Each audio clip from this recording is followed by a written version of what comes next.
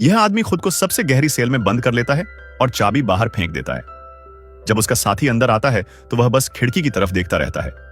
साथी उसे समझाने लगता है कि कोई बेवकूफी मत करना, लेकिन फिर भी वह वही शब्द बोल देता है, मुझे बाहर जाना है। यहां एक नियम है, जो भी यह शब्द बोलता है वह कभी जिंदा वापस नहीं आता। इस द्वार में इंसान 1500 मीटर नीचे जमीन के अंदर रहने को मजबूर है। कहते हैं ऊपर की दुनिया जहरीली है। जो भी बाहर गया वह कभी वापस नहीं आया, लेकिन उसे बाहर जाना ही था, क्योंकि 3 साल पहले उसकी पत्नी की मौत बहुत अजीब तरीके से हुई थी। उस दिन वह एक रेस्टोरेंट में चिल्ला रही थी कि बाहर की दुनिया हरी भरी है, वहां पक्षी हैं, फूल हैं, और जो स्क्रीन पर खंडहर दिखाए जाते हैं वो सब झूठ है। उसका कहना था कि ऊपर वाले लोग सबको धोखे में रख रहे हैं ताकि कोई बाहर ना जाए। किसी ने उस पर भरोसा नहीं किया। फिर उसने भी वही शब्द कह दिए, मुझे बाहर जाना है। उसका पति खुद उसे बाहर छोड़ने गया था। सब लोग लाइव स्क्रीन पर देख रहे थे। वो बाहर गई, कैमरे की तरफ देखकर मुस्कुराई और लेंस साफ किया। उसे लग रहा था वो सबको सच दिखा देगी, लेकिन कुछ कदम चलते ही वो गिर पड़ी और फिर कभी नहीं उठी।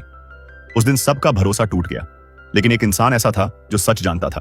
मरने से पहले उसने चुपके से कहा था, अगर बाहर सच में जिंदगी हुई तो वो कैमरे को पहुंचेगी। सच जानने के लिए उसने भी वही शब्द कहे, मुझे बाहर जाना है।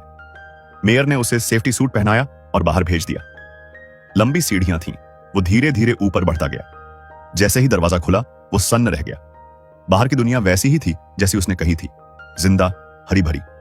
वो भागते हुए कैमरे की तरफ गया और शीशा साफ करने लगा, लेकिन अंदर बंकर में स्क्रीन पर अब भी सिर्फ उजड़ा हुआ मंजर दिख रहा था। उन्हें कुछ नजर नहीं आया। वो उस जगह तक गया जहां उसकी पत्नी गिरी थी।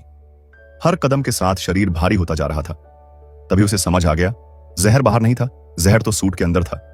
उसने वो फैसला लिया जो आज तक किसी ने नहीं लिया था।